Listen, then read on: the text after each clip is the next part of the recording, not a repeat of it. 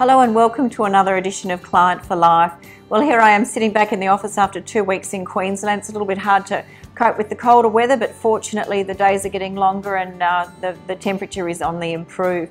Speaking of on the improve, the clearance rate remains very, very strong, 71% last weekend, which is actually the same for this time last year, which is no surprise because it's about 12 months ago that we really started to climb out of the dip from the GFC.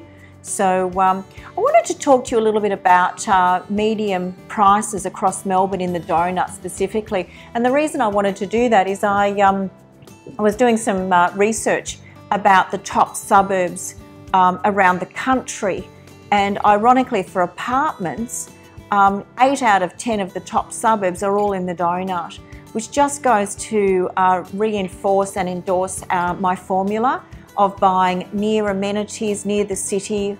Public transport is becoming more and more important, with the revised population figures for Melbourne being 5.9 million this December. I can't see many roads being upgraded, and we sure are going around in circles as to where we're going to put expressways and tunnels, and so I really think transport is more important than ever before now.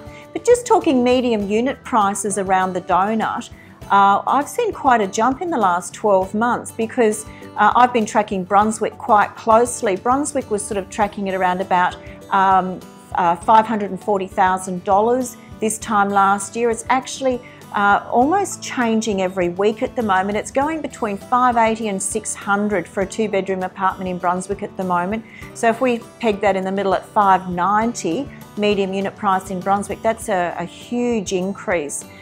Collingwood at the moment is the hot spot. It is rating in just about every article, every survey that I'm reading. Collingwood is right there as the #1 leading growth suburb. And it's no surprise because of the proximity, the amenity, the clubs, pubs, shops, restaurants, everything is there in Collingwood, and obviously the tram network is very, very good. But Collingwood is sort of tipping 600 at the moment to 620. Richmond, 625. Camberwell, a stunning 649,000 medium unit price for a 2-bedroom apartment. And I put that down largely to people downsizing. If you look at Camberwell as a downsizing market, it's one of the top markets. Armidale, not as good as I thought. It's around about sort of 615. Once again, a big downsize market. But St Kilda is sort of in the mid-500s, but the absolute growth at $649,000 again is South Yarra. And I know that we've just settled a couple of 2-bed, 2-bathroom apartments in the heart of sort of Chapel Street, Greville Street, and you know, the banks are all valuing them up around 635 to 645, which is what people have paid for them, and ironically that seems to be the median price. So growth is alive and well. Once again, I'd just like to really congratulate my clients that bought in the GFC market when there was a lot of scepticism. I know my apartments that I've bought in the last 4 or 5 years have all grown on average around about $50,000 a year, which I'm really, really delighted with. So some a little bit less, some have done very well.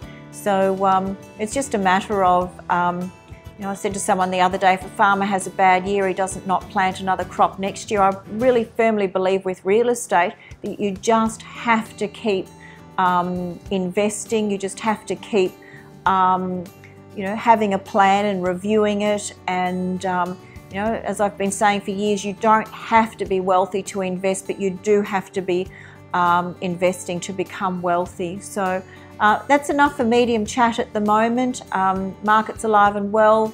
Borrowings, no issues there. Obviously there's a slight adjustment to the interest rate for investors. And in fact, there's a little bit of talk of another rate cut next year. And that's sort of at the moment being projected from the economists. And that's mostly based on the fact that they're not, the market's not quite sure that we'll achieve our capital growth, our CPI increases that we're seeking across the consumer price index. So they're talking, if they're not going to achieve them next year, there might be a 0.25% of a rate drop. So that's enough for me today. Have a great week, and look forward to talking to you again in a fortnight. Take care. Thank you so much for listening.